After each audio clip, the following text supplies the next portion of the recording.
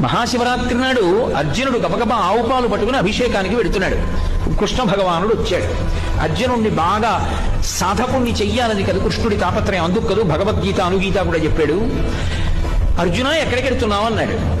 అంటే ఆయన అన్నాడు, బావా ఇవాళ మహాశివరాత్రి, శివాభిషేకం చేయడానికి వెడుతున్నానన్నాడు. శివాలయంలోనే శివుడు ఉన్నాడా బావా అన్నాడు అర్జునుడితో.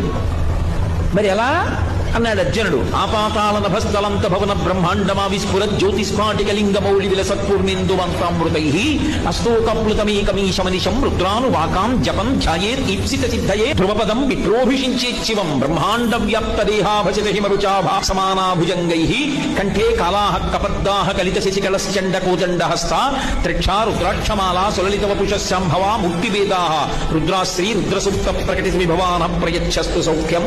పాతాళం దగ్గర నుంచి ఆ పైన ఉండేటటువంటి బ్రహ్మాండము పై వరకు కూడా శివుడు పరివ్యాప్తమై ఉంటాడు.